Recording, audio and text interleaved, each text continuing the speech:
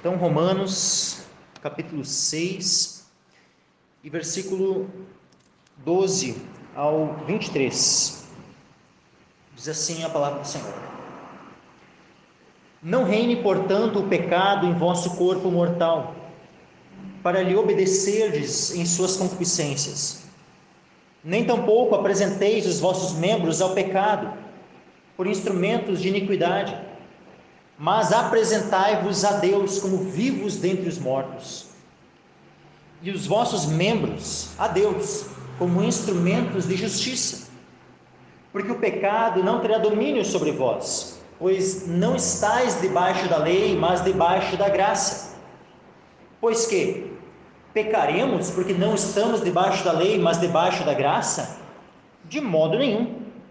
Não sabeis vós que a quem vos apresentardes por servos para lhe obedecer, sois servos daquele a quem obedeceis? Ou do pecado para a morte, ou da obediência para a justiça? Mas, graças a Deus, que tendo sido servos do pecado, obedecestes de coração à forma de doutrina a que fostes entregues. E libertados do pecado, fostes feitos servos da justiça. Falo como homem pela fraqueza da vossa carne, pois que assim como apresentastes os vossos membros para servirem à imundícia e à maldade para a maldade, assim apresentai agora os vossos membros para servirem à justiça para a santificação. Porque quando éreis servos do pecado, estáveis livres da justiça. E que fruto tinhais então das coisas de que agora vos envergonhais? Porque o fim delas é a morte. Mas agora, libertados do pecado e feitos servos de Deus, tendes o vosso fruto para a santificação, e por fim, a vida eterna. Porque o salário do pecado é a morte, mas o dom gratuito de Deus é a vida eterna por Cristo Jesus, nosso Senhor. Amém. Glória a Deus. Peço que os irmãos se assentem.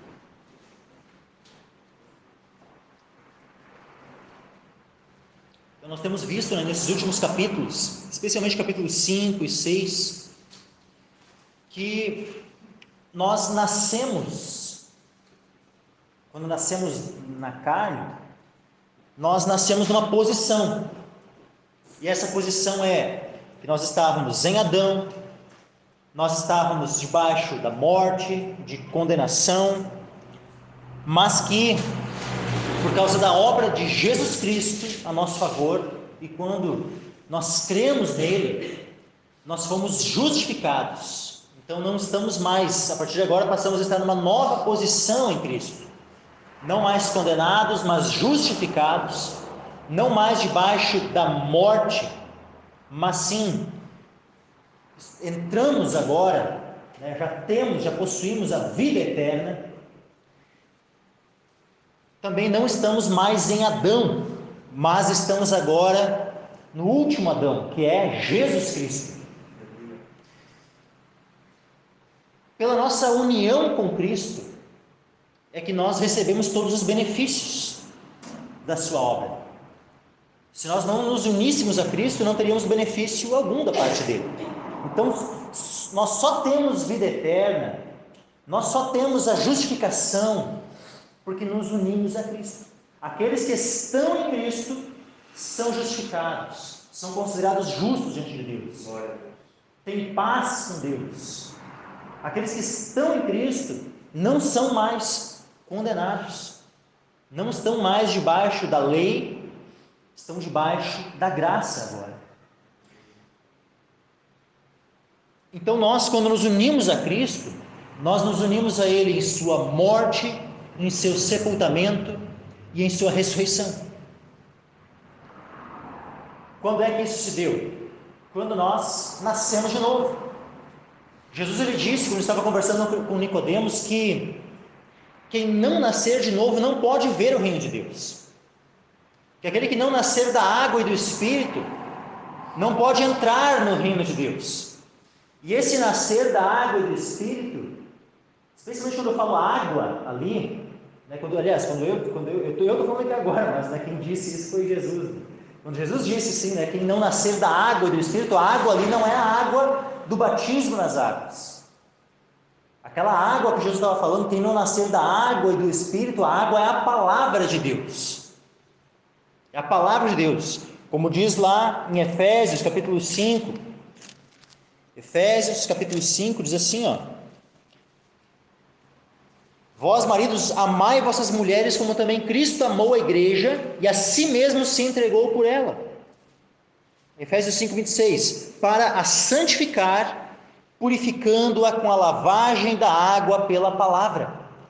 Então a palavra de Deus é o instrumento, é o meio de graça, né, pelo qual, quando nós cremos, quando pela palavra de Deus a nossa fé é despertada, então, crendo em Cristo, nós somos salvos. Então a palavra de Deus é esse meio, é essa água, né, que nos lava, é essa água que é o meio utilizado por Deus para despertar a fé em nossos corações e dessa forma sermos salvos. Por isso que diz, né, quem não nascer da água e do Espírito. Por quê? Porque a água é a palavra de Deus que está sendo pregada a nós, e uma vez que o Espírito Santo está atuando em nossos corações, ele se utiliza da sua palavra. Então, pelo poder do Espírito Santo, a fé é gerada em nossos corações, e nós somos então, pela fé em Cristo, justificados, salvos. Por isso que fala, né, sobre quem não nascer da água e do Espírito, ou seja, é pela palavra de Deus que nós somos gerados, nós nascemos de novo. Outro texto que comprova que o meio que Deus utiliza para que nós nasçamos de novo é a palavra, é Tiago capítulo 1 e versículo 18. Tiago 1,18 diz assim, ó, segundo a sua vontade, ou seja, segundo a vontade de Deus, segundo a sua vontade, Ele nos gerou pela palavra da verdade. Ele nos gerou pela palavra da verdade, para que fôssemos como primícias das suas criaturas. Então nós fomos gerados pela palavra de Deus, nós nascemos de novo pela palavra de Deus. Então, quando nós nascemos de novo, o que aconteceu?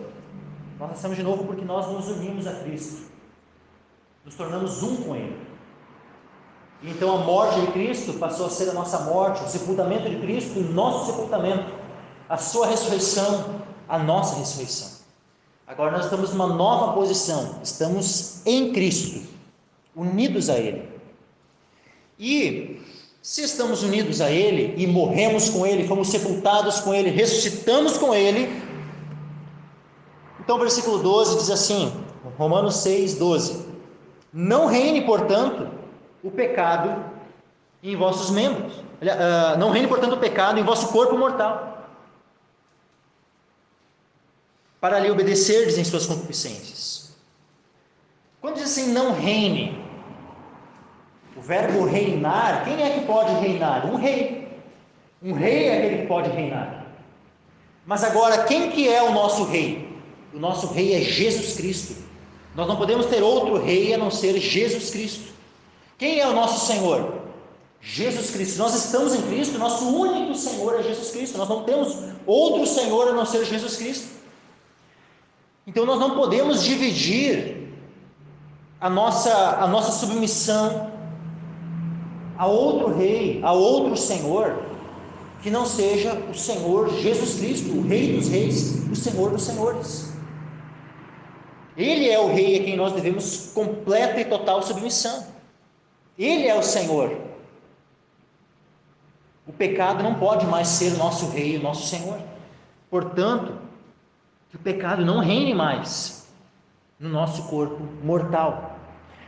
É dito lá no capítulo 5 de Romanos, no versículo 21, Romanos 5:21, olha só o que diz ali sobre o pecado, ó, para que assim como o pecado reinou na morte, então o pecado ele era um rei, ele reinava na morte. Quando nós estávamos mortos em delitos e pecados, o pecado era o nosso rei, o pecado governava sobre nós, o pecado reinava sobre nós, o pecado era o nosso Senhor. Mas se nós não estamos mais nessa posição, nós não pertencemos mais a este reino do pecado, não estamos mais neste reino e passamos a estar num outro reino, que é o reino de Deus, que é o reino de Cristo. Então, que incoerência é essa? Já pensou? Alguém que continua querendo servir ao pecado, continua querendo estar tendo o pecado como seu rei, como assim? Então pode então o cristão continuar vivendo tranquilo no seu pecado? Jamais. Porque se nós entendemos que estávamos em Adão e agora estamos em Cristo, estávamos mortos, estávamos debaixo do pecado e agora nós estamos justificados debaixo da graça, significa que nós antes estávamos num reino e agora nós estamos num outro reino. Colossenses diz assim, Colossenses capítulo 1 e versículo 12 e 13, diz assim, dando graças ao Pai que nos fez idôneos para participar da herança dos santos na luz. Colossenses 1,13, o qual nos tirou da potestade das trevas e nos transportou para o reino do Filho do seu amor. Então, ele nos tirou de uma posição, nós estávamos numa posição, pertencíamos à potestade das trevas, ou seja, ao reino das trevas. Esse reino das trevas é o quê? É o reino do pecado, cujo pecado é o rei. Mas agora, nós fomos transportados dessa posição no reino das trevas, na potestade das trevas, e fomos transportados para um outro reino, que é para o reino do Filho do seu amor, para o reino de Cristo, do qual Jesus Cristo é o rei. Então ele agora é o nosso soberano, não mais o pecado. Portanto, não reine o pecado em vosso corpo mortal, para lhe obedecerdes em suas concupiscências. Versículo 13, nem tampouco apresenteis os vossos membros ao pecado por instrumentos de iniquidade. E aqui eu queria chamar a atenção para um aspecto aqui. Sabe essa palavra aqui, instrumentos? Essa palavra instrumentos aqui, ela tem o significado também, de armas. Instrumentos aqui poderia ter sido traduzido como armas de iniquidade. Mas diz assim, em contrapartida, mas apresentai-vos a Deus como vivos dentre os mortos, e os vossos membros a Deus como instrumentos de justiça. Ou seja, como armas de justiça.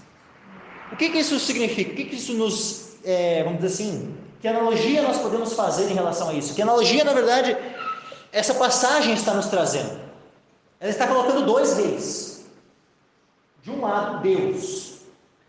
Do outro lado, o pecado. O que é um rei? Como é que um rei ele se mantém no seu trono? Não que Deus precise disso para se manter, mas numa analogia terrena. O que os reis terrenos precisam para se manter no trono? Sem um exército ao seu lado, um rei consegue se manter no trono? Aqui na terra, um rei terreno, lógico que isso não se aplica necessariamente a Deus, Deus não, mas pegando essa analogia aqui, terrena, para nós compreendermos as coisas. Um rei terreno, sem um exército, ele não consegue se manter no trono. Ele precisa de um exército para se manter no trono. Se não tiver um exército que o defenda, qualquer um pode chegar ali e tirar ele do seu trono. Então, um rei, normalmente, ele se utiliza de um exército, de soldados que defendam o seu reino. Esses soldados, esse exército, se ele estiver desarmado, e aí tem um outro exército que está armado, o que vai acontecer com o exército desarmado? Vai ser dizimado, vai ser aniquilado. Então um exército ele só tem serventia quando ele está armado. O exército só tem serventia para um rei quando esse exército está armado. Percebam que o nosso corpo, os nossos membros, eles são comparados aqui com armas que podem ser utilizadas tanto em prol do reino de Deus, como em prol do reino do pecado. Então nós podemos utilizar o nosso corpo como armas para defender o reino do pecado, ou utilizarmos nosso corpo como armas para defender o reino de Deus, para fazer avançar o reino de Deus. O mundo, as pessoas do mundo, como é que elas têm utilizado o seu corpo? Para propagar o reino do pecado. Elas têm utilizado o seu corpo para pecar, e dessa forma, pecando, estão fazendo com que o reino do pecado se alastre cada vez mais. Mas agora, o que nós devemos fazer? Nós devemos nos apresentar alistados no exército do pecado. Ó, estou aqui, Senhor pecado, pronto aqui para executar as suas ordens. O que o Senhor quer que eu faça hoje? Quer que eu adultere hoje? Quer que eu mate? Quer que eu odeie? Que eu minta? Que eu não pague os meus impostos? Que eu devendo não pague aquilo que eu deva? Que eu não ame? O que o Senhor pecado quer que eu faça? É dessa forma que nós vamos nos apresentar, como soldados engrossando as fileiras do reino das trevas? É dessa forma? Ou uma vez que entendemos que estamos numa nova posição, num outro reino, se entendemos que pertencemos ao reino do Filho do seu amor, do Filho de Deus, de Jesus Cristo, se pertencemos e entendemos que pertencemos a este reino, de qual exército nós fazemos parte?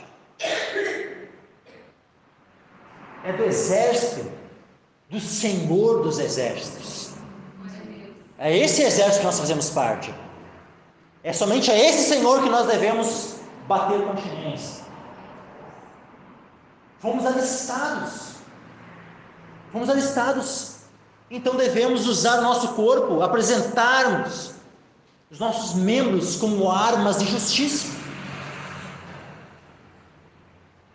em prol do reino de Deus, como vivos dentre os mortos, porque antes nós estávamos mortos em delitos e pecados, então nós servíamos às concupiscências, servíamos a todo tipo de pecado, mas agora que nós ressuscitamos dentre os mortos, estamos vivos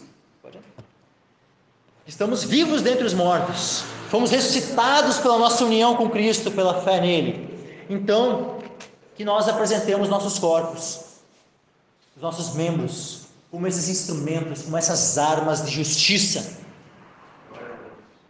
Então que o nosso olho, ele venha a ser uma arma de justiça, não mais olhando para aquilo que é pecaminoso, não mais utilizando os nossos olhos para pecar, mas que nós venhamos a utilizar os nossos olhos como armas de justiça. Ou seja, que a gente venha olhar, observar as coisas, buscando onde é que eu posso ser útil no reino de Deus, quem é que eu posso evangelizar, que eu possa abrir meus olhos diante da palavra de Deus, e usar então dos meus olhos, para me fortalecer e estar apto, para combater contra o reino das trevas. Que eu venha usar as minhas mãos não para pecar, que eu venha usar os meus pés não para caminhar em locais que me conduzam ao pecado, que eu venha usar todos os membros do meu corpo não como armas para o pecado, mas sim como armas de justiça, promovendo o reino de Deus, levando adiante a causa do Evangelho. Versículo 14: porque o pecado não terá domínio sobre vós, pois não estáis debaixo da lei, mas debaixo da graça. O pecado não terá domínio sobre vós. Quando diz assim, porque o pecado não terá domínio sobre vós, isso aqui é uma constatação. É uma constatação, ou seja, se nós estamos em Cristo, se nós de fato nascemos de novo, então qual é a realidade que nós vamos experimentar? A de não estarmos mais debaixo do domínio do pecado, porque há outro que agora domina sobre nós, e aquele que domina sobre nós é Jesus Cristo.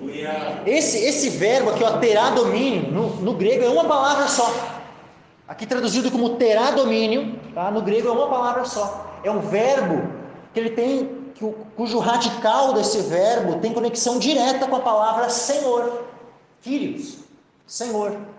Ou seja, por que é traduzido aqui como domínio? Porque vem daquela mesma origem, no latim, a nossa língua portuguesa, ela é uma língua latina, que tem origem no latim. Hoje que dia que é? Domingo, né? Por que esse dia é chamado de domingo?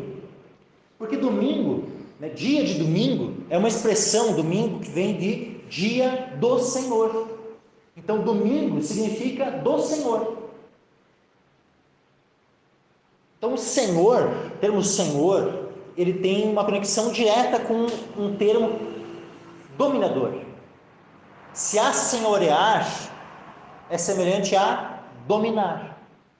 Então, percebam que existe uma conexão direta entre ser senhor e ser dominador, entre dominar e se assenhorear. Então, aqui, o que isso significa? Que o pecado, ele não é mais senhor sobre nós, ele não terá domínio sobre nós, ele não é mais o nosso senhor. Nós temos agora um outro senhor, um outro dominador, que é Jesus Cristo. Porque o pecado não terá domínio sobre vós, ou seja, o pecado não será senhor sobre vós, não se assenhoreará de vós, pois não estáis debaixo da lei. Ou seja, antes nós estávamos debaixo da lei, nós nascemos assim, todos os homens nascem debaixo da lei. O que isso significa, nascer debaixo da lei? Significa nascer debaixo do primeiro pacto, do pacto das obras, no qual todos nós estávamos mortos. Então nós estávamos debaixo da lei, estávamos debaixo do primeiro pacto, do pacto das obras. Mas agora, em Cristo, nós não estamos mais debaixo desse pacto de obras, não estamos mais debaixo da lei, mas estamos agora debaixo de um novo pacto, do pacto da graça, da nova aliança. Estamos debaixo da graça. Então, quero também chamar a atenção aqui para um outro aspecto. Nós não estamos mais debaixo da lei, mas debaixo da graça. Ou seja, nós não estamos mais debaixo do Velho Testamento, mas estamos agora debaixo do Novo Testamento. E quando eu digo Velho Testamento e Novo Testamento, eu quero dizer exatamente aquilo que eu já falei antes, usando outras palavras. O que significa Velho Testamento? Significa o velho pacto, o pacto das obras. Esse pacto de obras é o Velho Testamento. Ou seja, quando eu digo aqui Velho Testamento, eu não estou querendo me referir aos 39 livros que nós conhecemos como Velho Testamento. Tá? Não é sobre isso que eu estou falando aqui. Eu estou falando sobre o antigo pacto, o pacto das obras, no qual, quando estávamos debaixo desse pacto, nós estávamos todos mortos, estávamos todos condenados. Por quê? Porque para ser justo, para ter vida por meio desse pacto de obras, para ter vida por meio do Velho Testamento, nós precisaríamos ter uma justiça perfeita. Nós precisaríamos cumprir todas as condições do pacto. E nós não teríamos condição alguma de poder cumprir essas condições. Porque o nosso primeiro pai, Adão, quando foi colocado debaixo desse pacto, ele transgrediu. E a sua desobediência, a sua transgressão foi imputada a nós. Então, mesmo que quiséssemos, nós não conseguiríamos jamais cumprir as condições desse pacto. Por isso que veio Cristo, que não herdou uma natureza pecaminosa, como nós herdamos. Por isso que veio Cristo, debaixo desse pacto de obras, debaixo da lei, e ele sim cumpriu as condições do pacto. Ele cumpriu. Ele foi obediente à lei, ele cumpriu a lei, como ele disse. Ele não veio para abolir, ele veio para cumprir, ele disse. E ele cumpriu. E então a sua justiça perfeita foi colocada na nossa conta, quando nós cremos nele. E uma vez que ele cumpriu esse pacto, o primeiro pacto, o pacto das obras, ele não apenas cumpre as condições do pacto, do Velho Testamento, mas ele também assume toda a condenação que havia debaixo desse pacto. Ou seja, haviam transgressões debaixo do pacto das obras. As nossas transgressões, desde a transgressão de Adão até as nossas. Todos nós estávamos mortos em delitos e pecados. E Jesus pega o que ele faz. Todos esses pecaram debaixo desse pacto de obras, estão mortos debaixo desse pacto de obras, estão condenados. Então, Jesus veio e levou sobre si toda a condenação, todos os pecados que haviam debaixo do primeiro pacto, debaixo do Velho Testamento, ele leva sobre si, e ele morre então em nosso lugar, ele é condenado em nosso lugar. E aí então, dessa forma, cumprindo as condições do primeiro pacto, sendo condenado debaixo desse primeiro pacto em nosso lugar, como nosso substituto, ele abre a porta para um novo pacto, uma nova aliança, um novo testamento no seu sangue, aonde é um pacto de graça, que nós temos acesso a esse pacto pela fé na obra de Cristo. E aí então, nós, uma vez que nós cremos em Jesus Cristo, nós somos transportados e não estamos mais debaixo do primeiro pacto, mas passamos a estar debaixo do segundo pacto, do pacto da graça. Não mais debaixo do pacto das obras, não mais debaixo do Velho Testamento, mas sim debaixo de um novo testamento, debaixo da aliança da graça. Porque o pecado não terá domínio sobre vós, pois não estáis debaixo da lei, não estáis debaixo do Velho Testamento, estáis debaixo do quê? Do Novo Testamento, estáis debaixo da graça. Versículo 15, pois que pecaremos porque não estamos debaixo da lei, mas debaixo da graça? Já que Cristo então levou todos os nossos pecados na cruz, então será que Ele nos libera agora para poder pecar à vontade, porque Ele já levou os nossos pecados e nós não vamos mais ser condenados, porque Ele foi condenado em nosso lugar? Será que funciona assim? Pecaremos porque não estamos debaixo da lei, mas debaixo da graça? De modo nenhum. De modo nenhum. Que Deus nos livre de nutrirmos algum pensamento desse tipo, de acharmos que porque Jesus foi condenado em nosso lugar, então que a gente pode pecar com liberdade. Não foi essa a liberdade que Cristo nos deu. Não é para dar ocasião à carne que nós fomos libertos do pecado, libertos da condenação. Não foi para isso. Olha o versículo 16. Não sabeis vós que a quem vos apresentardes por servos para lhe obedecer, sois servos daquele a quem obedeceis? Ou do pecado para a morte, ou da obediência para a justiça? O que Jesus disse? Ele estava lá conversando com os fariseus, lá com aqueles judeus, homens que diziam assim, nós nunca servimos a ninguém e tal. Jesus disse, aquele que comete pecado é servo do pecado. Aquele que comete pecado é servo do pecado. Então,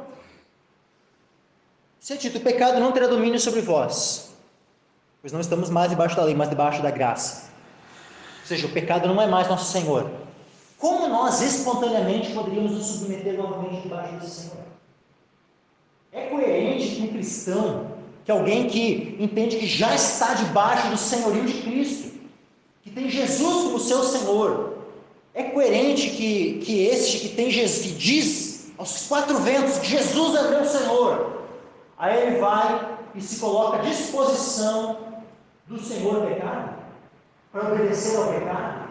É coerente isso? Não é coerente, meus irmãos. É completamente inconcebível que um cristão que diz que Jesus é seu Senhor vai e se coloca em obediência a um outro Senhor, no caso o pecado. Nós devemos ter somente um Senhor a qual nós obedecemos, Cristo. Que não venhamos a obedecer o pecado, porque se nós decidirmos obedecer ao pecado, nós estamos constituindo Ele como nosso Senhor. Por quê? Não sabeis vós que a quem vos apresentardes por servos para lhe obedecer, sois servos daquele a quem obedeceis? Então, se eu me apresento, estou aqui, pecado, pronto a fazer as tuas ordens, o pecado, eu constituo o pecado como meu Senhor. Mas agora, se eu me apresento diante de Cristo, Senhor, aqui estou para fazer a tua vontade, Jesus é meu Senhor.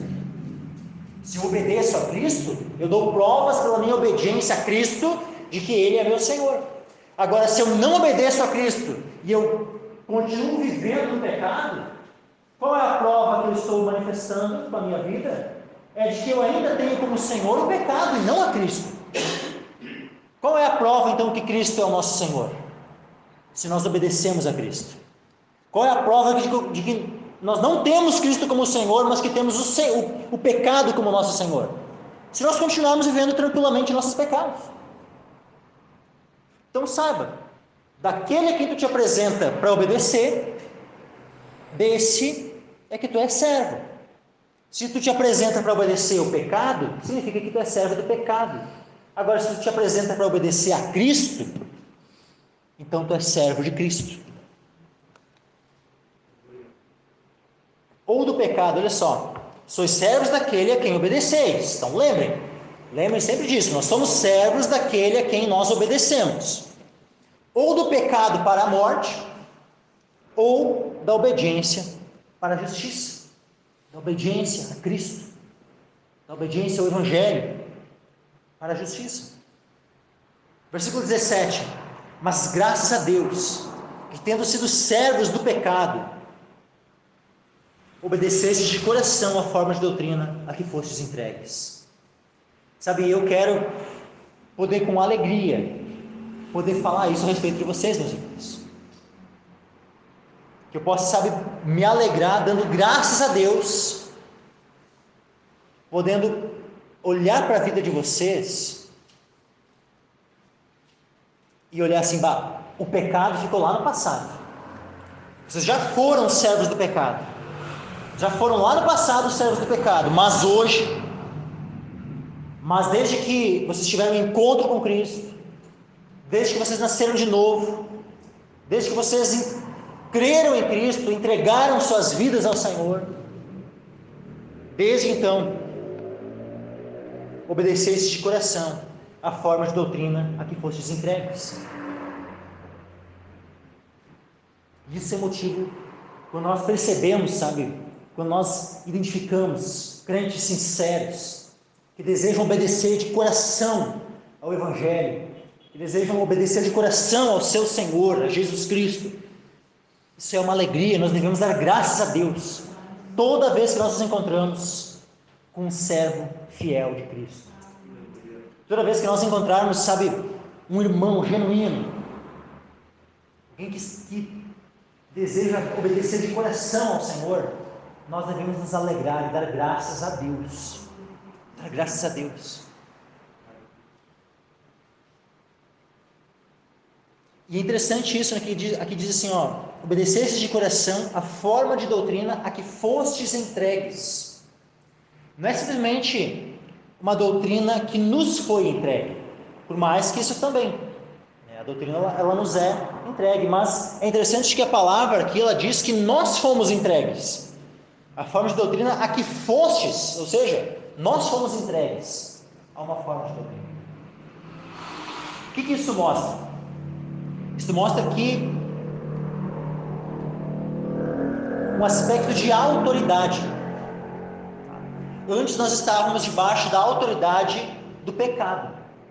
Estávamos entregues, sabe, ao pecado. Debaixo do senhorio do pecado, obedecendo ao pecado. Mas agora nós fomos entregues a uma outra autoridade. Estamos debaixo da autoridade da sã doutrina, debaixo da autoridade das Escrituras, debaixo da autoridade do Evangelho. Essa é a doutrina, a forma de doutrina a qual nós fomos entregues, ou seja, é a doutrina que tem autoridade sobre as nossas vidas. Por isso nós fomos entregues debaixo dela, debaixo da autoridade da sã doutrina. E nós devemos então ser obedientes a essa sã doutrina de coração, obedientes às Escrituras, obedientes ao Evangelho. Devemos obedecer de coração.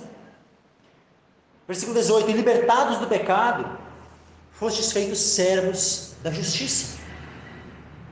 Antes nós tínhamos o pecado como nosso senhor, e aqui agora analisando, né, como escravos, como servos. Antes éramos servos do pecado, mas agora nós somos servos da justiça. Nós fomos feitos servos da justiça. Versículo 19: falo como homem, pela fraqueza da vossa carne, pois que assim como apresentastes os vossos membros para servirem à imundícia e à maldade para a maldade, Assim apresentai agora os vossos membros para servirem à justiça, para a santificação. Então, quando Paulo fala aqui, fala como homem, né, pela fraqueza da vossa carne, o que ele quer dizer com isso? Justamente essa situação, sabe, dos exemplos que ele está dando. São exemplos, né, do dia a dia. Por exemplo, aqui ele está usando um exemplo, né, de servidão, de escravidão. Ou seja, é uma analogia, que é uma analogia humana. É uma analogia das relações humanas. Por isso que ele diz, falo como homem. É nesse sentido que ele diz, falo como homem. Né, pela fraqueza da vossa carne. Ou seja, eu vou usar uma analogia, né, humana, aqui dessas relações, daquilo que vocês conseguem enxergar com os olhos de vocês, para poder comparar, né, com essa analogia como são as coisas espirituais. E dessa forma facilitar o entendimento de vocês. Esse é o objetivo de que Paulo usa então essa expressão. Né? Falo como homem pela fraqueza da vossa carne. Pois que, qual é essa analogia? Assim como apresentastes os vossos membros para servirem à imundície, ou seja, quando vocês estavam no mundo, quando vocês estavam mortos, quando vocês estavam em Adão, quando vocês eram servos do pecado, o que vocês faziam? Vocês apresentavam os vossos membros para servirem à imundícia. Vocês apresentavam os vossos membros para servirem à maldade, para a maldade. Ou seja, e aqui maldade, né, para a maldade, pode também ser traduzido como iniquidade para iniquidade. Né? Vem do grego anomia, aquilo que é a transgressão da lei, aquilo que é contrário à lei. Ou seja, tu apresenta como servo da iniquidade, para quê? Para praticar a iniquidade. Tu te apresenta como servo do pecado, para quê? Para pecar. É meio redundante, mas é exatamente isso. Você se apresenta como servo da iniquidade, como servo da imundícia, para praticar exatamente essas coisas. A imundícia e a iniquidade. Então, a pessoa quando está no mundo, como normalmente essa pessoa se considera? Ela se considera escrava? Se considera serva? Não, se considera livre. Quantas pessoas nós conversamos, tentamos evangelizar, né, e às vezes existe uma resistência, porque eles acham, né, que nós, não, se eu virar crente, se eu virar evangélico e tal, eu vou... Ela acha que ela vai, digamos assim, se tornar uma escrava, se tornar, né, uma serva. Agora não vou mais poder fazer o que eu quero, não vou mais ser livre. Ela acha que não vai ser mais livre, que vai perder a liberdade dela. Só que o que ela não sabe é que ela foi enganada pelo pecado, e ela é escrava do pecado. E quando ela comete imundícias, ela não está fazendo isso porque ela é livre, mas sim porque ela é serva da imundícia. Por isso que ela comete imundícias. Quando ela comete maldade, quando ela comete iniquidade, não é porque ela é livre para fazer o que quer. Eu sou livre, então eu posso fazer o que eu quero. Ela vai lá e comete iniquidade. Não. Ela é escrava da iniquidade, e por isso que ela acaba cometendo iniquidade. Só que qual é o ponto? O Senhor Jesus, ele veio, morreu por nós na cruz, para nos dar liberdade. Mas isso não significa que seja uma liberdade absoluta e em todos os sentidos. É liberdade do pecado, é livres da condenação, livres do inferno. Nós somos livres da ira vindoura, da ira de Deus. Mas não significa que nós somos livres de Deus, ou livres de Cristo, livres da justiça. Não, nesse sentido nós não somos livres, porque Jesus Cristo, ele derramou o seu sangue para nos redimir. Quando nós falamos em redenção, o que é redenção? Justamente redenção é um preço pago para quitar uma dívida. Então nós éramos escravos e Jesus derramou o seu sangue para quitar a dívida e nós sermos livres, e nós deixarmos de sermos escravos da condenação, do pecado, escravos sabe, que teriam como seu salário a morte, mas Jesus, ele com o seu sangue, ele nos redime, mas ele nos compra para si.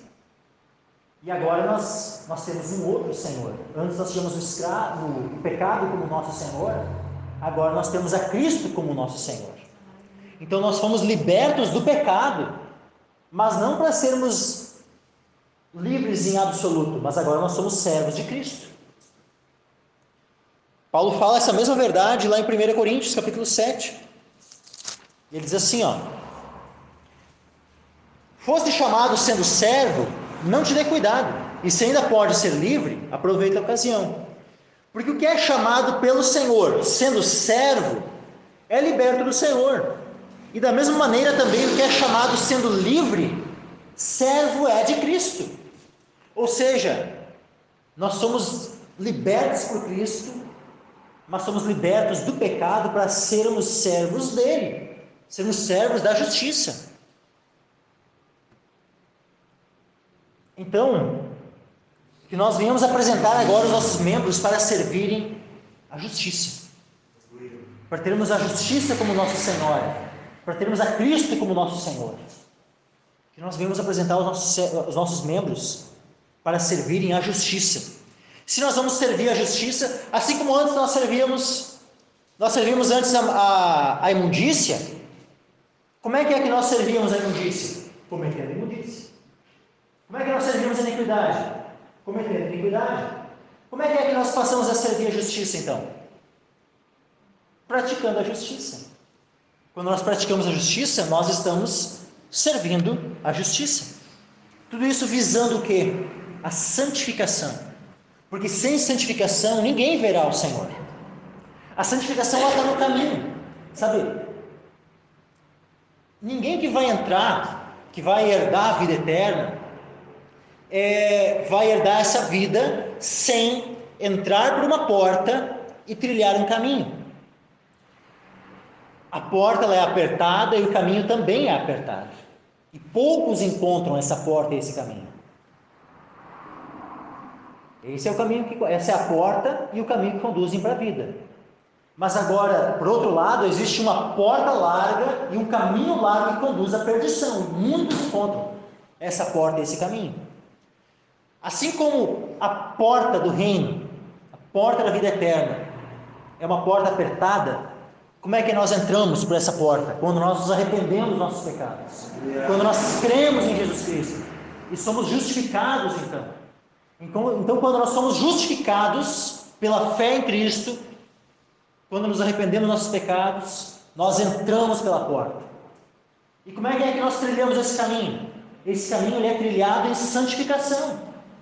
E o que é a santificação? É justamente esse andar, esse caminhar em obediência à justiça, nos arrependendo dos pecados, continuando andando por fé e não por vista. Quando nós andamos por fé, significa que nós andamos em obediência, porque tudo aquilo que não é de fé é pecado. E se nós então andamos por fé, significa que nós andamos em obediência. Então esse caminho, esse caminhar em obediência também é um caminhar em justiça. E então é um caminhar onde nós vamos nos arrependendo dos nossos pecados e vamos cada vez mais nos santificando.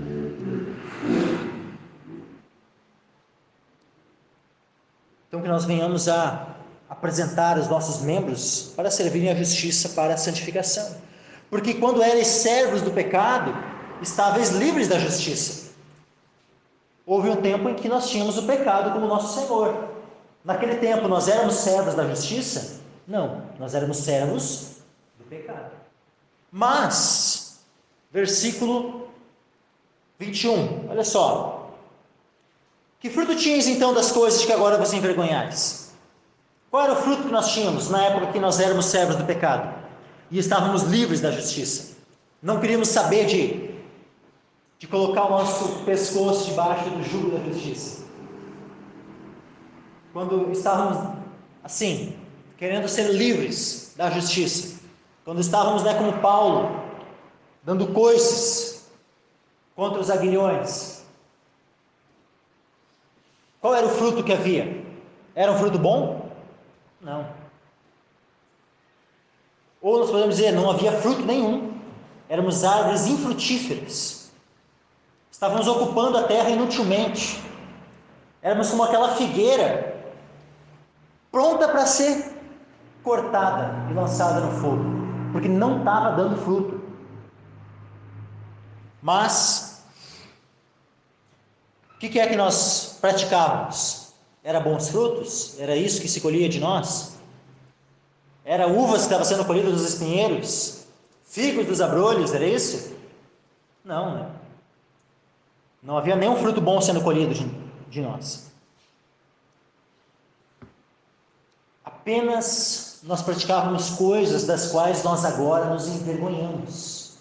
E eu espero que nós nos envergonhemos, né, das coisas que nós praticávamos no passado, porque eu já cansei de ver crente, que tem nome de crente, que quando conta dos seus feitos passados, conta se rindo, conta como se fosse a maior coisa. Conta a respeito, né, das bebedeiras, das festas, sabe, de tudo que era pecado que cometia no passado, quando estava em Adão, quando estava morto em seus delitos e pecados. Conta como se fosse uma vantagem. Conta rindo, fazendo piada daquilo. Misericórdia. Sabe, quando nós formos relatar algo da nossa velha vida, do velho homem, nós devemos relatar essas coisas com vergonha. Devem ser coisas que nos trazem vergonha, e não coisas que nos trazem algum tipo de orgulho, de vanglória, ou que nos leve até a ser um motivo de piada, de riso, não. É motivo de vergonha o nosso passado. Coisas das quais nós nos envergonhamos. Que fruto tinhas então das coisas de que agora vos envergonhais? Ou seja, aqui já se está supondo como algo necessário, né, que o crente que está em Cristo se envergonhe das coisas do passado. Não é concebível que não haja essa vergonha. Então, se tu percebe que na tua vida, quando tu fala de coisas do passado, tu não tem te envergonhado quando fala dessas coisas, isso é um mau sinal. É uma prova bem ruim a respeito de ti e do teu estado. O fim daquelas coisas de que hoje nós nos envergonhamos, nós sabemos qual é: a morte. O fim das obras daqueles que estão sujeitos ao pecado, que são servos do pecado, o fim deles é a morte eterna, a morte em todos os sentidos, não apenas morte física, mas a segunda morte, que é o lago do fogo. Agora, versículo 22, mas agora, libertados do pecado e feitos servos de Deus, tendes o vosso fruto para a santificação e por fim a vida eterna. Então agora nós produzimos frutos dignos de arrependimento, frutos, né, que nós podemos descrever como vários. Por exemplo, fruto do Espírito. Uma vez que nós estamos em Cristo, que nós fomos batizados em Jesus Cristo, imersos nele, fomos unidos a Cristo, existe um Espírito que passou a estar entre nós, fez morada em nós, e esse Espírito é Deus, é o Espírito Santo. O Espírito Santo passou a fazer morada em nós quando nós queremos Jesus, quando nós nascemos de novo. E se o Espírito Santo passou a fazer morada em nós, que fruto vai ser produzido? Vai ser produzido o fruto do Espírito.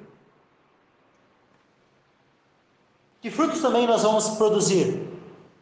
Almas que vamos ganhar para o Senhor, também são frutos que nós produzimos. E muitos outros. Os frutos de justiça, frutos, sabe, de bondade, de justiça. Como diz lá em Efésios também, capítulo 5, fala que o fruto do Espírito está em toda bondade e justiça e verdade, né? Efésios 5, versículo 9. Então, agora libertados do pecado, se nós formos libertados do pecado, significa que nós não podemos continuar nos sujeitando ao pecado. É uma coisa ou outra. Ou nós somos servos do pecado, ou nós somos servos de Deus. E se fomos feitos servos de Deus, nós fomos libertados do pecado. Nós não somos mais servos do pecado. Então, que nós não venhamos a querer satisfazer as cobiças da carne, do pecado, mas sim oferecermos os nossos membros em obediência a Deus, tendo o nosso fruto para a santificação e, por fim, a vida eterna. Porque esse é um dos objetivos, uma das obras do Espírito em nós, a santificação.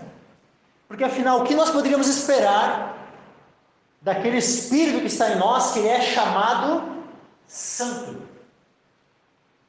O Espírito Santo, ele é chamado na Escritura de várias formas: Espírito de vida, Espírito de justiça, Espírito da verdade, o Consolador. Várias outras formas nós poderíamos nos referir ao Espírito Santo, mas a forma mais frequente com a qual ele é chamado é o Espírito Santo. Se é o Espírito Santo, como aqueles que agora são habitados por esse Espírito, aqueles que se tornaram templos do Espírito, que é santo, como a santificação não vai ser produzida neles? Então é impossível uma coisa dessas. É impossível aqueles que passaram a ser habitados pelo Espírito Santo, a santificação não ser produzida em nós, o fruto do Espírito não ser produzido em nós. Então nós temos o nosso fruto para a santificação e, por fim, a vida eterna. Porque Deus, ele determinou não apenas o meio pelo qual nós somos inicialmente salvos, ou seja, quando nós somos justificados pela fé, mas Deus também determinou um caminho pelo qual nós devemos andar, um caminho pelo qual todo aquele que é salvo anda, trilha, e esse caminho é um caminho de santificação.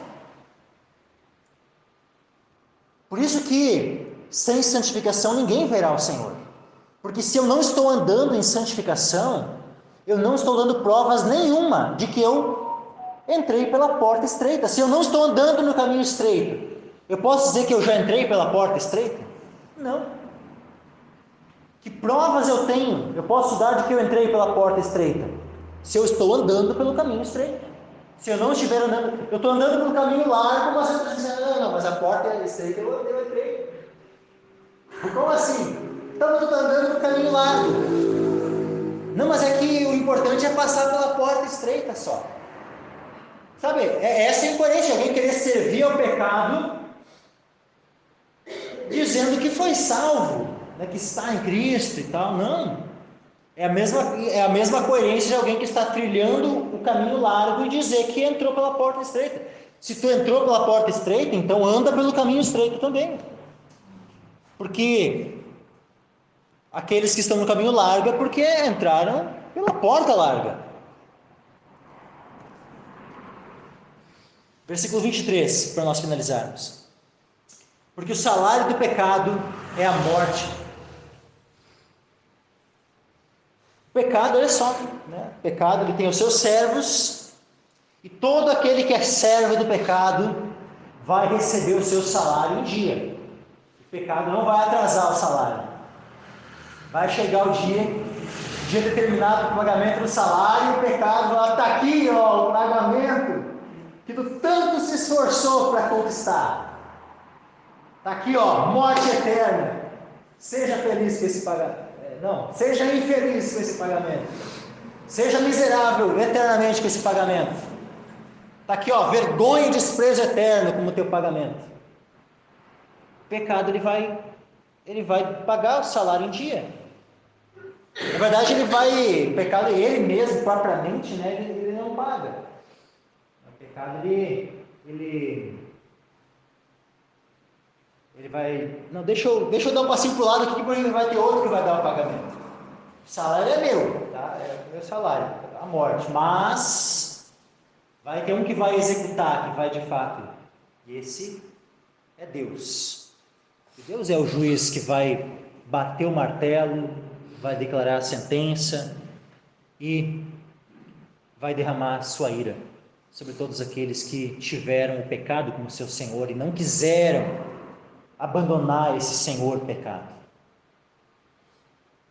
Então, a morte, ela é de fato um salário, ela é merecida. A pessoa fez por merecer, ela trabalhou, então vai receber. Mas agora, olha que interessante, que a vida eterna, né, em contrapartida, né, comparando, né, um lado tem ali o salário, que é a morte, mas a vida eterna não é dito que é o salário, não é dito assim, mas o salário de Deus, mas o salário da justiça é a vida eterna. Não é dito salário. A vida eterna não é um salário, porque a vida eterna não é um pagamento pelos nossos méritos. A vida eterna não é um pagamento pelas nossas boas obras. A vida eterna, ela é um dom gratuito. A vida eterna é um dom gratuito. Por mais que nós devamos completa obediência a Cristo, e se não obedecemos a Cristo é porque nós não o temos como Senhor, mas a vida eterna, ela não é um pagamento pela nossa obediência. A vida eterna não é um salário pela nossa obediência. Tu obedeceu, tu fez aqui por merecer, então está aqui a vida eterna. Não funciona assim. A vida eterna não é um pagamento pela nossa obediência. A vida eterna é aquilo que Jesus conquistou pela sua obra, pelos seus méritos. Jesus Cristo sim mereceu. Aleluia. Ele é quem merece toda a glória da nossa vida eterna, da vida eterna que Ele dá para nós. Até mesmo porque essa vida eterna, olha que interessante isso. O dom gratuito de Deus é a vida eterna por Cristo Jesus, nosso Senhor. Ela não é pelas nossas obras, ela não é pelos nossos méritos, ela é por Cristo Jesus. É em Cristo que nós temos a vida eterna. É nele, somente nele. Então que nós não venhamos a achar que por mais que nós devamos completa obediência e submissão a Cristo, que a vida eterna vai ser um pagamento por essa obediência e submissão. Percebam o seguinte: se a vida eterna fosse um pagamento, como é que seria a ordem das coisas? Nós precisaríamos obedecer, e aí, por fim, Deus diria, tu foi um bom menino, tu obedeceu, tu foi um bom trabalhador, então agora, depois de toda essa obediência, eu vou te colocar em Cristo. E funciona assim? Nós obedecemos até por fim Deus chegar ao momento onde Ele vai bater o martelo e nos colocar em Cristo, nos concedendo a vida eterna? Não funciona desse jeito. Nós cremos em Jesus, nós estamos ali mortos em delitos e pecados. Deus, Ele nos concede o arrependimento, Deus nos concede a fé, e nós cremos, nós nos arrependemos, e aí nós somos colocados em Cristo. O que havia antes? Que boa obra nós tínhamos praticado antes de termos sido colocados em Cristo? Nenhuma. Nós não havíamos obedecido, éramos desobedientes, estávamos mortos em delitos e pecados, mas fomos colocados em Cristo. Nós nascemos de novo, fomos justificados. Então percebam que a obediência não pode ser um pagamento. Aliás, a vida eterna não pode ser um pagamento pela nossa obediência, porque não foi pela nossa obediência que nós recebemos a vida eterna e fomos colocados em Cristo e fomos justificados. Não, foi pela graça que nós fomos justificados, que nós fomos colocados em Cristo. Mas agora, aqueles que estão em Cristo, aqueles que têm a vida eterna em Cristo, necessariamente por estarmos em Cristo e termos Ele como Senhor, nós vamos dar essa evidência de que estamos nele, de que Ele é o nosso Senhor, através da nossa obediência. É algo natural, é uma coisa natural. Se tu liga, né, acionou ali o disjuntor, o que vai acontecer? Automaticamente a eletricidade vai começar a passar pelos fios ali, a luz vai acender, não tem como ser diferente. Agora, a luz precisa começar a brilhar e tal, para daí o disjuntor ser acionado. De maneira semelhante à salvação. Nós primeiro somos salvos pela fé. Isso é o disjuntor sendo acionado. Necessariamente, automaticamente, a ordem, o que vai vir na sequência? A luz é como se fossem as nossas boas obras. Elas vêm na sequência, após o disjuntor ser acionado. E não é conveniente, tu vê que tem alguma coisa errada. Quando tu liga ali e não acendeu, opa, tem alguma coisa errada, né? Será que queimou? Será que está com algum problema esse negócio? Mas se está tudo na ordem certa, vai ter luz. Depois do disjuntor acionado. Ou seja, depois da justificação, depois da fé em Cristo, que é esse acionar do disjuntor, necessariamente a luz vai começar a brilhar em nossas vidas. Nós vamos começar a andar em luz e não mais andar em trevas. Mas agora, imagina se para nós sermos salvos, antes tu tem que estar andando na luz para daí tu poder ter a vida eterna. É mais ou menos assim, ó. Para que eu venha a ligar o disjuntor, primeiro a luz precisa começar a brilhar. Não faz sentido nenhum. Então é de maneira semelhante assim. Não é primeiro as boas obras para depois vir a salvação, depois vir a justificação. Não. Primeiro nós somos justificados pela fé, pela graça, por meio de Cristo. Necessariamente depois as boas obras vão vir. Devem vir, senão tem alguma coisa errada. Não tem alguma coisa errada. Então, o salário do pecado é a morte, mas o dom gratuito de Deus é a vida eterna por Cristo Jesus, nosso Senhor. Amém.